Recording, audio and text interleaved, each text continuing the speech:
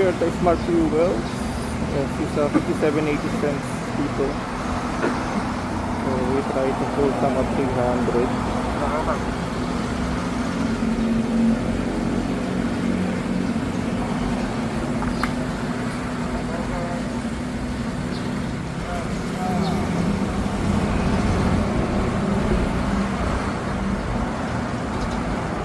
Sir, okay na ba?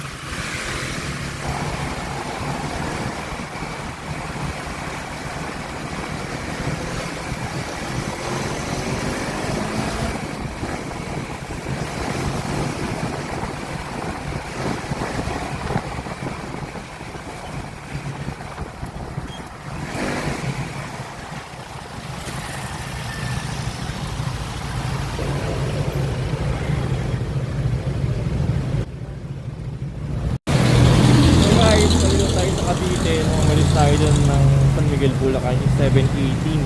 Tapos dumating tayo dun sa level, medyo na traffic lang, saka may konti-konting tips sa mga dinaanan. So far okay naman, no?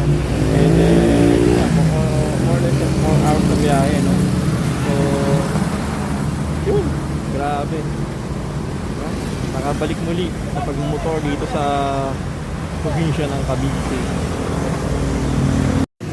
Okay guys, we're here at Indang, Cavite. Ito yung pinakapalengke, no? Pamilyan bayan ng Indang, Cavite. Nandito po tayo sa pinaka-parking lot ng motorcycle here.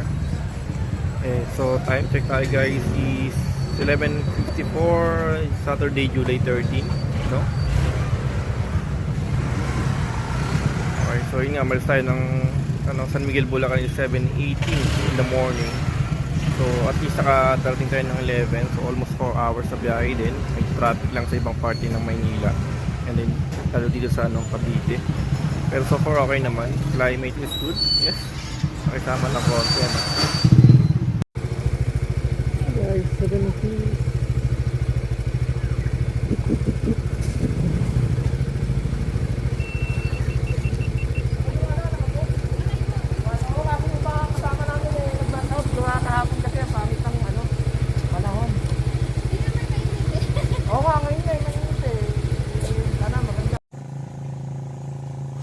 Oh guys, we're here at the Heaven of Peace, no? River Escapade Campground. Dito yan sa Indang, Cavite.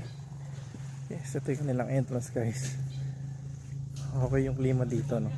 At least malamig-lamig siya, no? Fresco. Yan. So dito tayo mag-overnight ngayon.